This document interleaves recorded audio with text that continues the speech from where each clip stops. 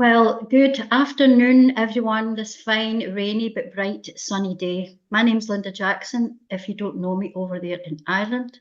I think most of the people I have seen here will know who I am. And I had the great pleasure of meeting with Kevin Higgins last year.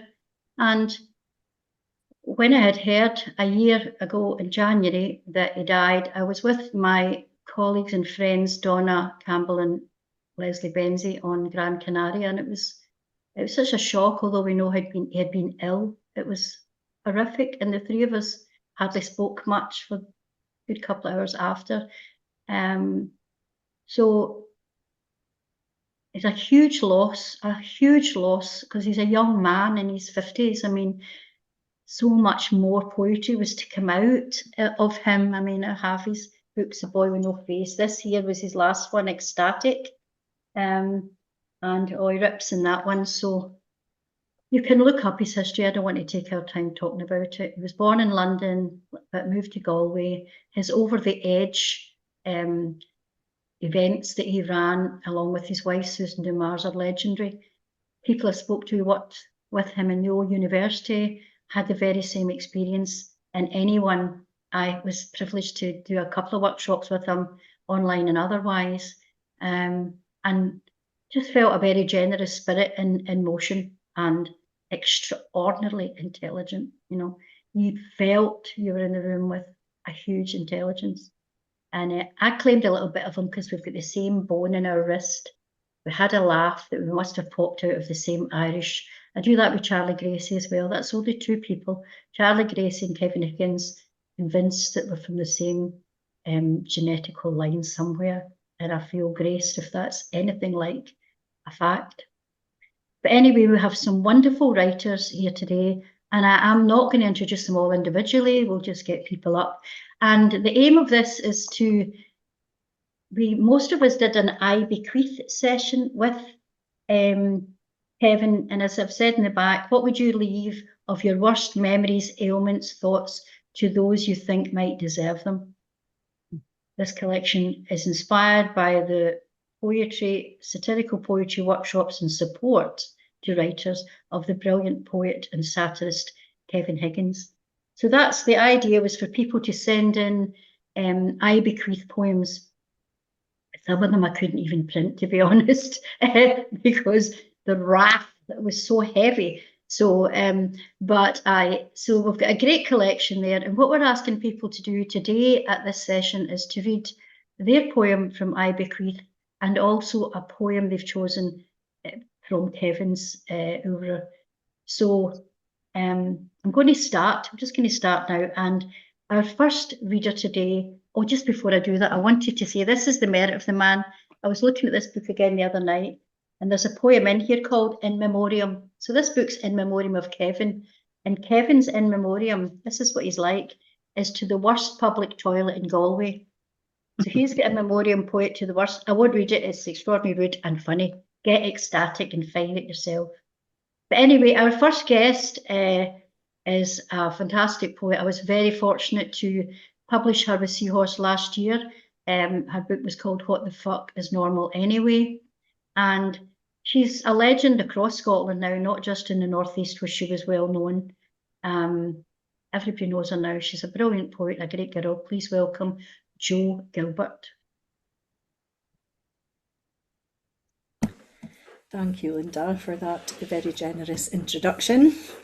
So I was very fortunate enough to hear Kevin read and work with him in a workshop, and read with him on one of the Seahorse events. And again, feel very privileged to be part of this afternoon.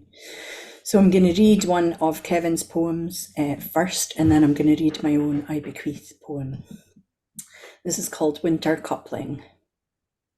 He was a knocking cough, to which most of a man was still theoretically attached.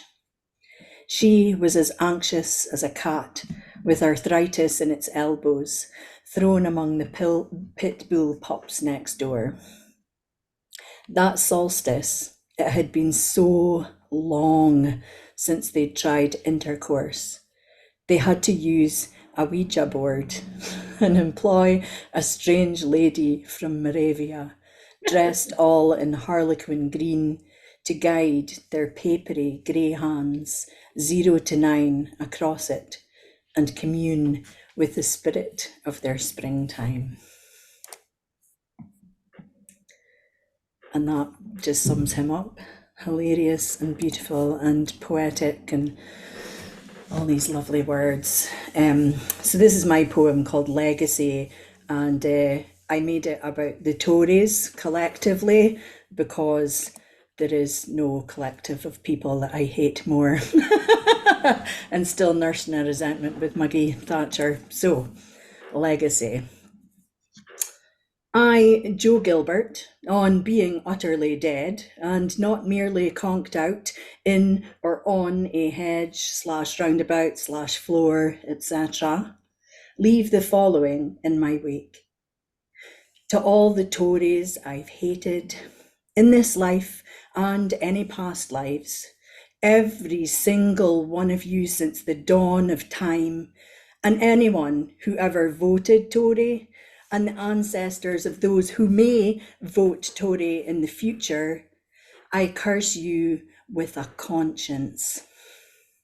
Actual concern for your fellow humans, regardless of which school they attended, who they were or weren't born to, and how much money they have or don't. I leave you chronic, incurable pain, the pious judgment you heap on others less privileged than yourself. I leave you the same scorn and struggle you inflict upon refugees, single mothers, the disabled, the LGBTQIA+ community, or any other community outside your clique of rich wankers.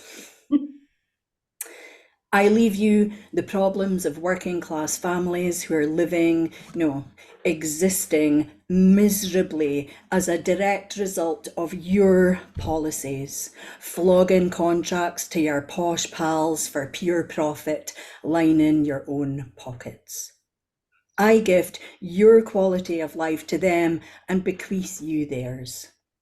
I leave you with constant disappointment, weariness and sorrow, with none of the joy, laughter and love we can conjure from nothing. I leave you a hungry belly, with only pasta and tomato sauce, not Heinz, or tinned cold hot dogs with stale bread and no sauce at all for supper. Never mind about breakfast or lunch, you can't afford those anyway, even if you work. So I leave you unable to drive, with no bus fares and miles of walking in the rain with holes in both your shoes and no money to replace them and no money in the meter to warm up or dry out when you get to the flat you can't afford to live in because you're being gentrified out of the area you were born in. I leave you daytime TV, and when you are forced to pawn your one source of entertainment for essentials, I leave you hours of staring at the walls, counting down the days to your utterly inadequate benefit payment, which will solve nothing, and hours of standing in job centre queues only to be looked down upon by some jumped up pencil pushing wannabe pseudo Tory who genuinely believes they've had a hard life and told to go online and you need a phone when you have neither access to the internet nor a phone and you can't go to the library because Tory cuts forced them all to close. I bequeath you no respite from this legacy, an eternal existence of all that you have wrought. I invoke these curses in the name of all the gods. You shall receive nothing as you have given nothing, and I pray our ancestors live long enough to witness your fall.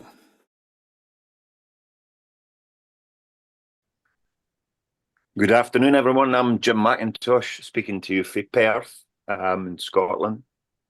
I think Jo's just proved the point of the difficulty of Kevin's work. It's great. One of the most successful things for me of judging somebody's poetry is if you sit and chuckle on your own and laugh out loud when you're on your own. And she just proved the point there where it's hellish difficult to perform Kevin's poetry because you end up laughing yourself in the way middle of it. And it's just because it's a joy with a sharp tongue on it, and it pokes folk under the ribs that need to be poked.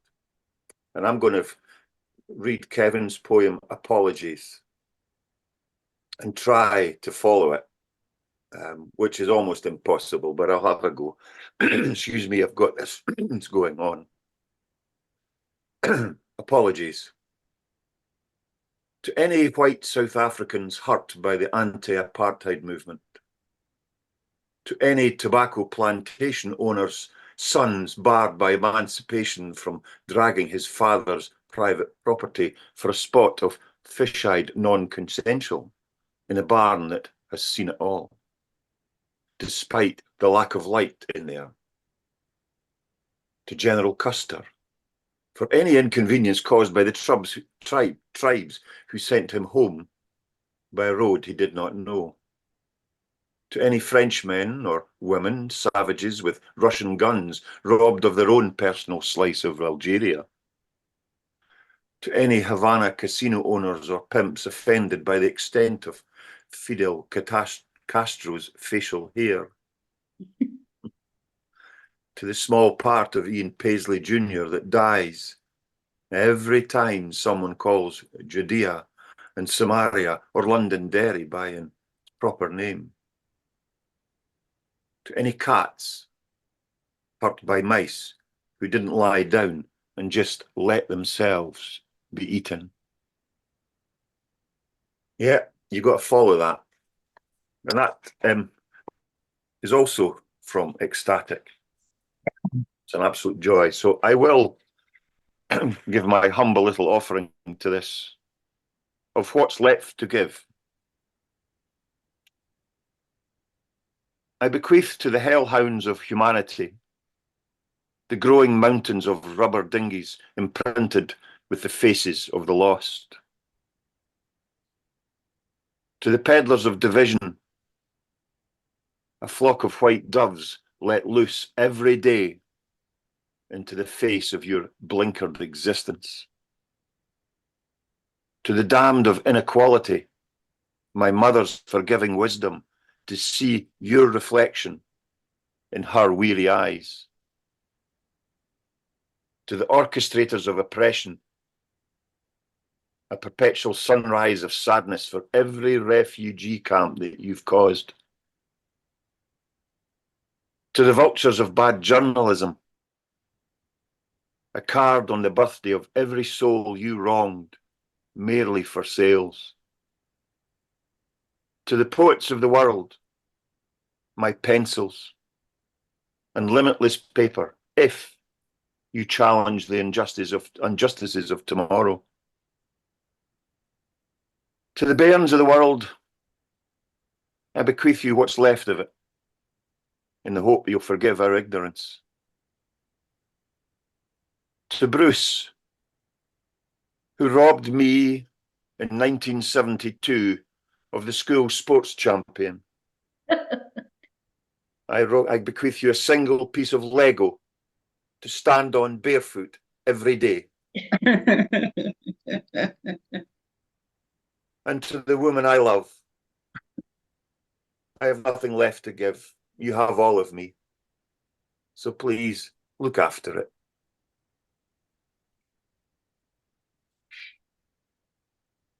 Thank you. Good luck, everyone.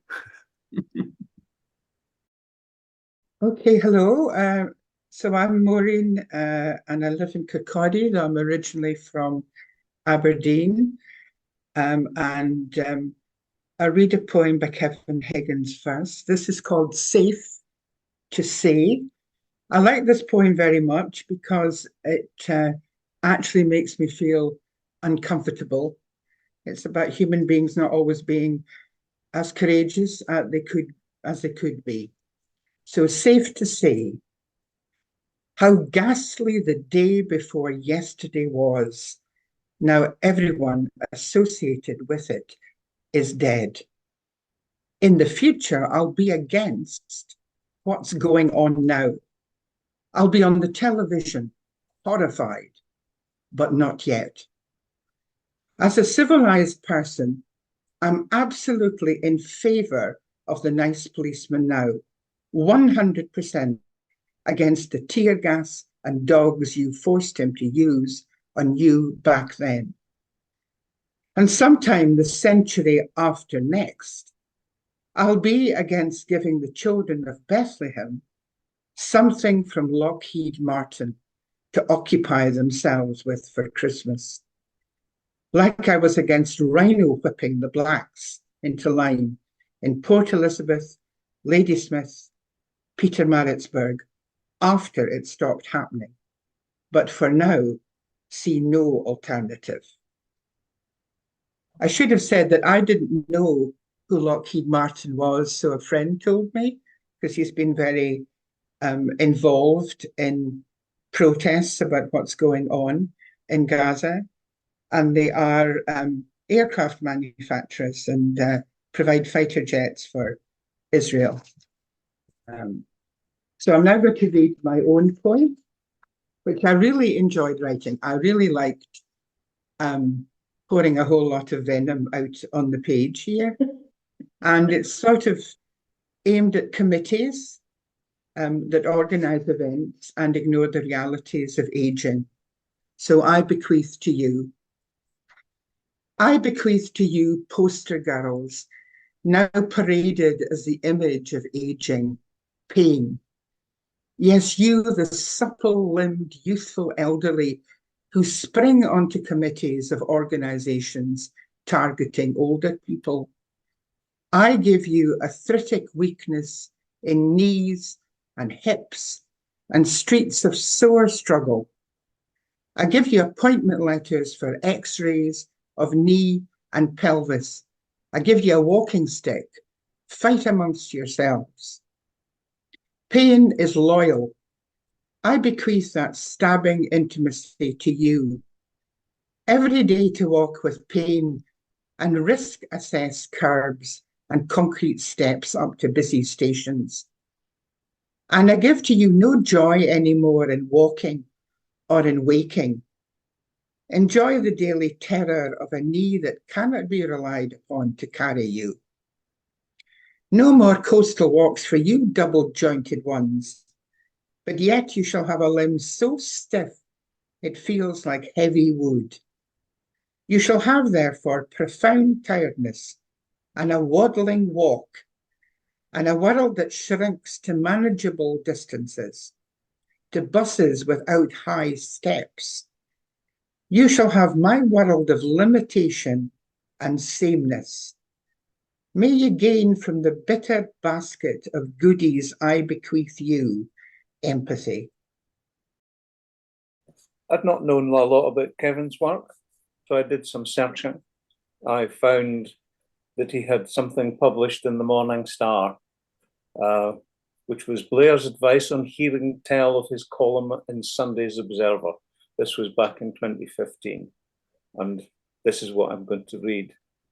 I found an interesting note in it where he refers to students dancing the blues, but people of a Tory persuasion dancing the beige. I was reminded of a man in a blue suit with slightly short trousers who seems also to have something beige in his soul. So here is Blair's advice. Easy to say, you'd rather make loud love to Lord Prescott, or have your face smashed between Sir Cyril Smith's quivering cheeks, than read Tony Blair on how the motorway to the mountaintop he envisages lies through the centre ground, when you know neither gentleman's available, right here, now, to take you. We need to make voting labour as pleasurable for call centre managers and estate agents of a certain age as lowering their roasting menopausal testicles into a nice cold bath. To this end, we need a leader with ideas thrilling as a dripping system. A man or woman likely conceived during a Conservative Association dinner somewhere in darkest Buckinghamshire, or is that Buckinghamshire? Who, while his or her fellow students were thoughtlessly dancing the blues, bravely danced the beige. A person of exemplary character, apart from that one conviction for stealing the brass handles of their own father's coffin. We must offer hope to those who aspire to stop for gourmet sausage meat at Waitrose and not waste time on people who perspire as they rifle through packets or past their use by date. Picnic ham at Aldi.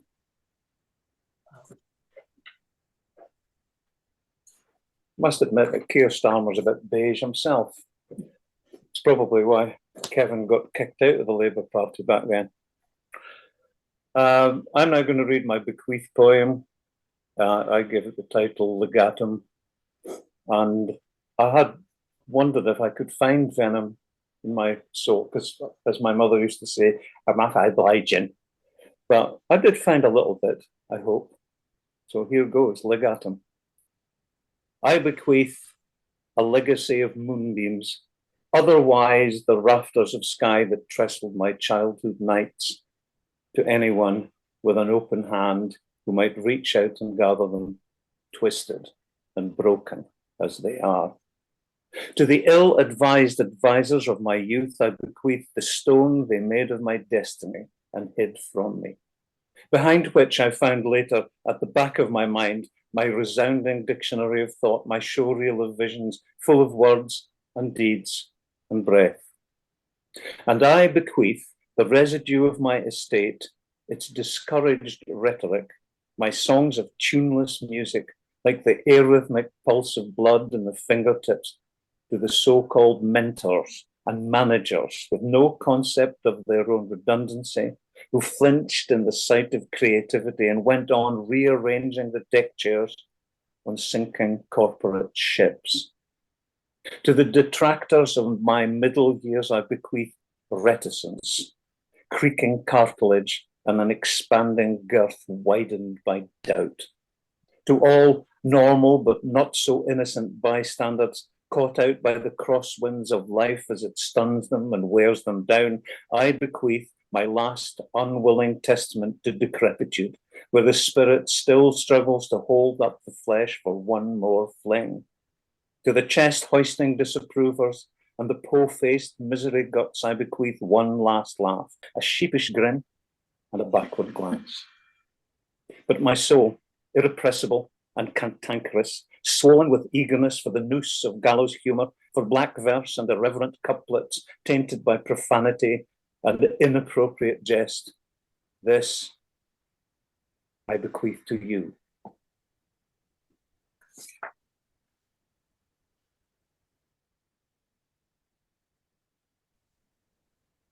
Thank you very much, Brian. So we're going to have a wee break now, folks. We're going to have a little break. Can everybody hear me? Yeah? Going to have a wee break, and then we'll start back maybe in 5 minutes, 10 minutes. Just get yourself a tea. As I said earlier, I, from a very good friend, received a lovely litre of Bailey's, which is not opened. And I've got a nice crystal glass out my mum's cabinet. So I'm about to open this and have a toast. I'll wait for you to get back with your teacups or whatever you're bringing, and we'll have a wee toast to Kevin before we start the second half. Okay, so see you as soon as you can with whatever you're going to have a drink of.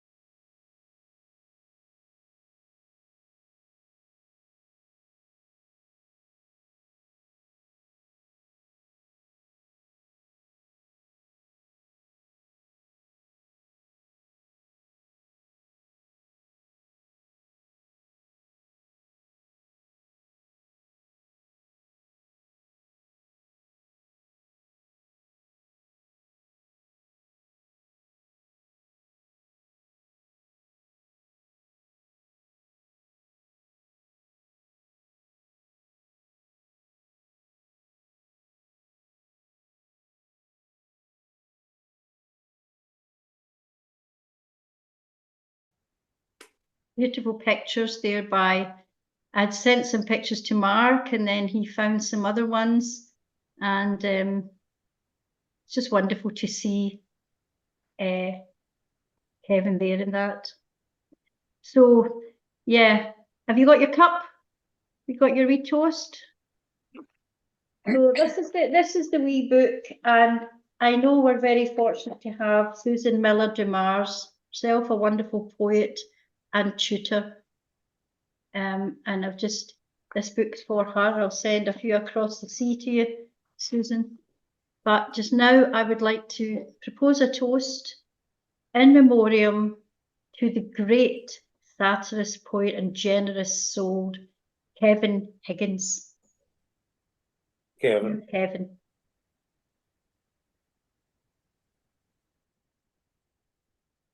Lovely. It had to be the Irish Baileys, of course. I might neck the lot. Delectable. So, back to the second little set. And the first reader we have up, again, I'll just introduce at the beginning, and then people, if you just watch where you are, I think everyone knows now. So this first writer I heard read up, Finn Hall introduced me to him, and at the New Pitsligo Festival, and it was very powerful reader, and in every poem there was something I found myself later on thinking about, you know, whether it was walking along the street in Pitsligo or eating Indian food later. And then I asked him if he'd be interested in doing this, because I knew it would be powerful words that would come out. Please welcome Jo Walsh. Thank you very much for that lovely introduction, Linda. Jo Walsh is reading a poem.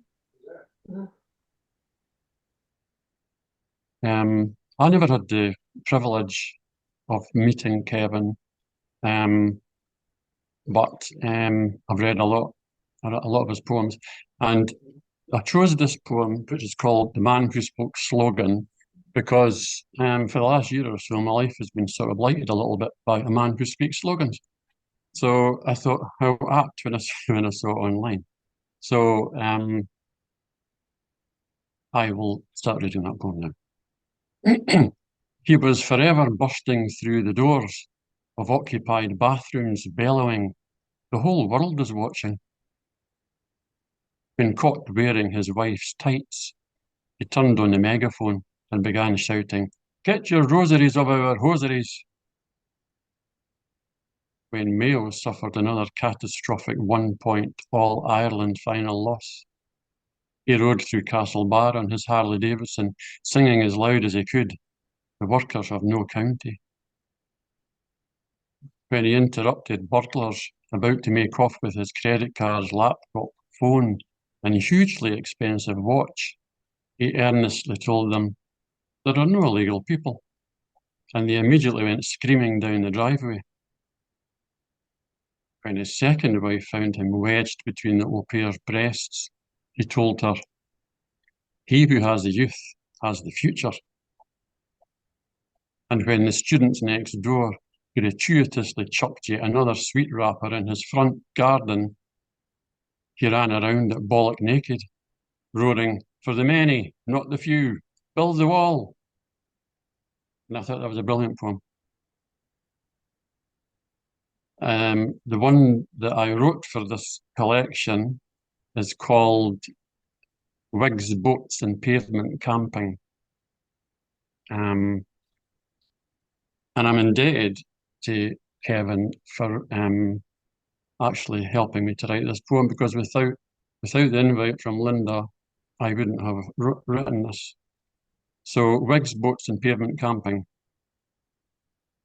To Boris Johnson, I bequeath the unwanted Barbara Cartland candy floss wigs that my transvestite great Uncle Cuthbert left me powdered and boxed in his digs, along with his collection of flapper dresses, French knickers, and peacock feathers, to complete the look that Boris has clearly been cultivating, it seems, forever, and to assist his full metamorphosis into a deluded and fantasist writer. and with glamorous physical abandon, entry into actual cloud cuckoo land.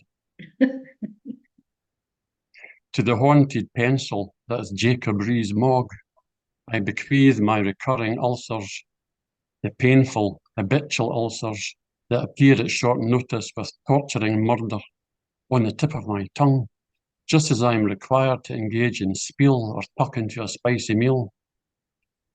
To his bootlicking minor Tory sentimentalists, I bequeath my beer, wine, and whiskey empties, refilled with hot air, sneers, indignant cries, empty promises, half-truths, and downright lies. They will be delivered, let's say, on a yearly base, by barge and with reversed carrier charge.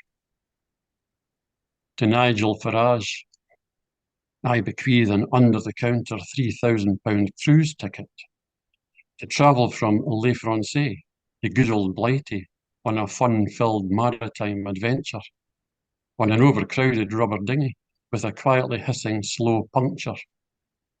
Life jackets and paddles are free and provided, though reliability has not been tested. But they should be good from about halfway over to the White Cliffs of Dover. It's a bring-your-own-booze cruise, so they might want to bring some fortified fizzy grape juice. To Richie Rich, Sunak and Cruella Braverman, I joyfully bequeath my African safari tickets, the ones I haven't bought yet, but I will soon, or insist that my estate purchases. I promise. It's an exciting trip, via luxury accommodation in Rwanda, en route to Uganda or the Congo, or one of the other African countries with limited human rights and currently war-torn. But the fact is that they could be detained in Rwanda indefinitely. Who knows? What cares? So I won't buy return tickets in case they remain. And that way, some dosh can be saved. To Michael Gove, I bequeath my departed mate's hard, lumpy mattress and damp bedroom, along with his feelings of resignation, hopelessness, constant cold, damp, and exhaustion, which were evocative of his nights sleeping in a shop doorway or on a pavement. Finally, on behalf of asylum seekers, if it's not too generous of me, to Cruella Braverman additionally, with glee, I bequeath the feeling of being constantly harassed and harried, forced from one place of safety to another, and denied a secure place to tarry or marry. These things I joyfully bequeath. Thank you very much.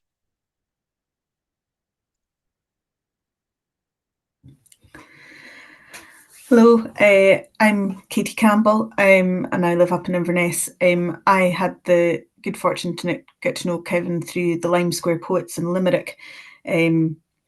So I knew him for a couple of years before I actually met him in the flesh at the wee gathering in Stonehaven.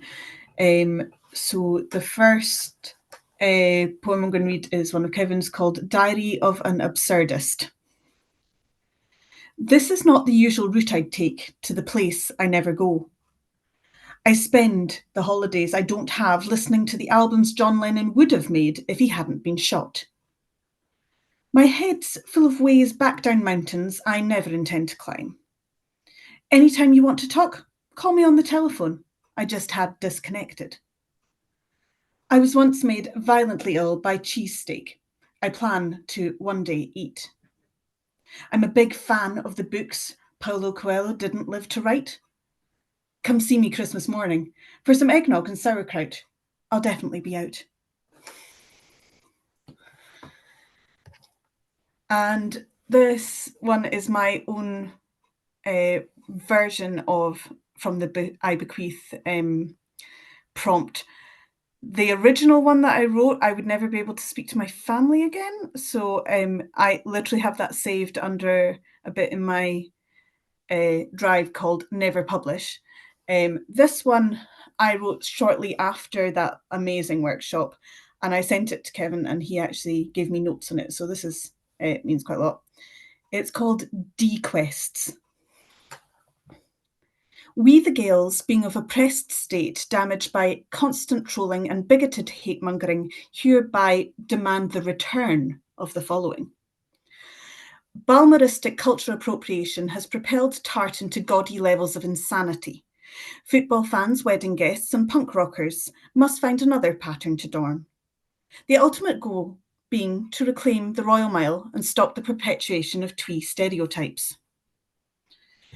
Despite the efforts post-Culloden to systematically destroy the clan system, there's a tent at every Highland Games full of people desperate to find their roots. We'll take your very identity, the same way you're determined to take ours. The incensed minority's antagonism towards bilingual road signs forces us to reclaim every place name of Gaelic origin, thus leaving you to wander aimlessly, still unable to find an Gerastan, and insisting that Gaelic was never spoken here. Hello, my name is Alan Gaw. It's a great pleasure to be part of this project. Thank you to Linda and everybody else who's spoken today. The Kevin Higgins poem that I would like to start with was written right at the beginning of the pandemic, and it was he put it out on the day that the Irish government took all of the private hospitals in Ireland into the public system for the duration of the crisis, and this was his response to that. And it's called In the White Man's Clinic. A grand piano plays itself on a giant Chinese rug in a foyer so vast, I once went there by mistake, hoping to catch a long-haul flight to Melbourne via Abu Dhabi. Instead, found myself in a glass palace where surgeons do things no one thought possible and which, in the end, weren't. In the process, making sad intestines sing like water-damaged concert violins, lungs hoot like ruined tubas in a building designed to mature into a hotel when it fails as a hospital for those who can afford to die during office hours. And my own poem in response to the I Bequeath prompt is entitled For Services to the Nation.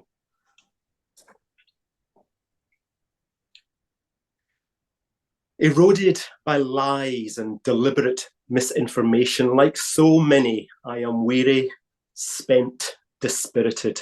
So I offer up my final breath upon this gaslit plain, this precious gift, to those who have brought us low and broken. To those who hold high public office, whose names I cannot even bring myself to write, and to the criminally incompetent opposition of every other political persuasion who could have held them to account, but through self-interest did nothing. To all those smirking cowards, I bequeath my tone-deaf ears that will force their party songs to be heard for what they are, just shrill, discordant noise. May every one of those hapless politicians one day know what it is to live a life stripped bare of hope and devoid of harmony, as so many others have been forced to do. The young, the old, the sick, impoverished, and those only looking for a better life, but forced to find it on a boiling sea when every other door was closed. May those peddlers of lame excuses one day know what it is to be unwelcome, to live in frozen fear and hopelessness, in a world bereft of song, and to realise that no one is listening anymore. Thank you.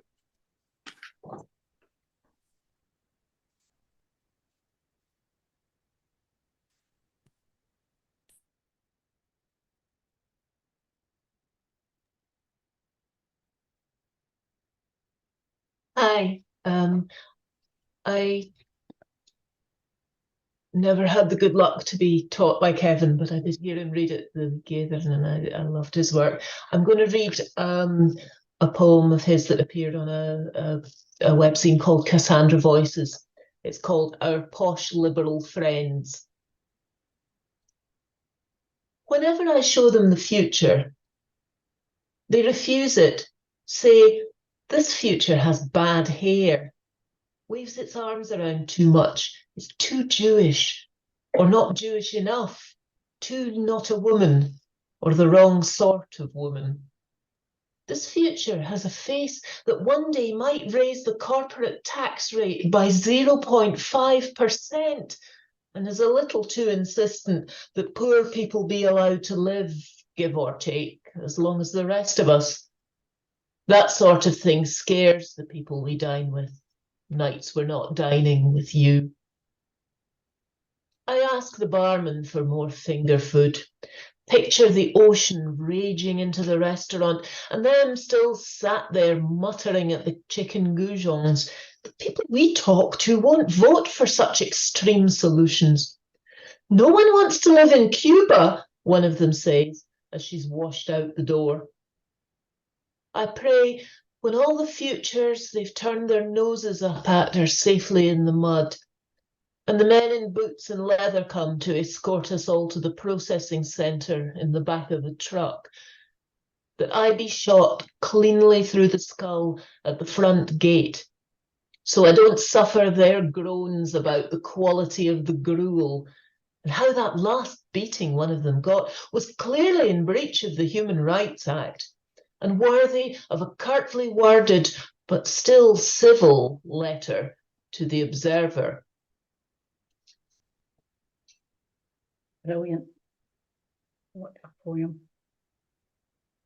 And this is my own one, which I kind of went for the personal is political a bit. So it's called Testament. I, Judith Taylor, being of sound mind, though Christ knows how I managed that, considering, do bequeath to the leading mean girls of my primary school, you know who you are, you bitches, all my nail bitings, decades worth, to add some texture and sharpness to the mayonnaise on your lunchtime piece and the cream that takes your makeup off at the end of another day of being a cow, I'm sure you are, to whoever you work with. Also your Piles cream if you need it, and I hope you do. Sorry, am I muted? You just muted at the Piles cream. Okay. Right, next verse. The contents of the Hoover bags of a lifetime I bequeath to my erstwhile flatmates, who were feminists to a man but thought the carpet cleaned itself. That mound of fluff, dead skin, and 1,000 other nameless things that engulfs your top-of-the-range pretentious turntable. Look on that as arrears of all the nitty-gritty so beneath your notice you didn't see it was why not one but 2 of your girlfriends went back home to Australia rather than stay with you. And to every twat who considers himself a rebel free from the mealy-mouthed conventions of the bourgeoisie but hasn't the nerve to talk back to the polis, the Inland Revenue, or their landlord, being content instead with giving crap to receptionists and checkout staff and badly paid librarians, those hardened representatives of the man. To you I bequeath a queue to stand in for eternity, in alternating humidity and freezing cold, your feet sore, the queue not moving ever, the guy in front of you farting veggie burgers and rancid salad cream at frequent intervals, and the one behind you whining non-stop drivel into his mobile as the queue continues not to move. You can't even see the front to see what the hold-up is, and people you consider your inferiors go strolling by in priority lanes no bugger'll give you access to. Enjoy the rest of time in which to wonder what a nice person like you could ever possibly have done that you deserve it. My goodness. Well, as Jim Mackintosh said, that must have been strong Piles cream that actually popped the sound off. But yeah, that is a vicious, wonderful personalist political. And what I really, well, loads of them were fabulous, but I think the verse with the feminists, I remember sharing a flat in Oxford for a very small time, and it was like that. Everybody was, you know, fighting the big fight out of the house, you know, and you just had to either become a bogging person yourself rather than ask for any help to do anything. Anyway, that was fabulous, very, very funny. And I just want to say, if any of you, you know any about like would like the book, it's really good. £7 if I meet you in the street. And I would like to say a big thank you to all of you for coming on today, and anyone in the audience as well. And thanks to Susan for coming in and listening in. And as I say, I'll be sending you some across the sea. Thanks very much to Mark Cunningham as well for being our tech support, putting images together and bringing us all in. Lets me just sit here with my Baileys. And just before we finish, I would like to say thank you to Kevin Higgins, wherever you are, Kevin, for everything you've gifted the world with in terms of your strength of character. I wrote a poem the day I heard he had died. The day I heard was Friday the 13th. And I wrote a poem in Gran Canaria. And part of that poem, I don't have it here, but part of that poem was about just, you know, a person like that. What can you say about them? You know, because there's a great gifting of the heart. It's a kind of heart math that comes across to people. And I think anyone who worked with him or stayed in his company, sat in his company and heard him, knew that.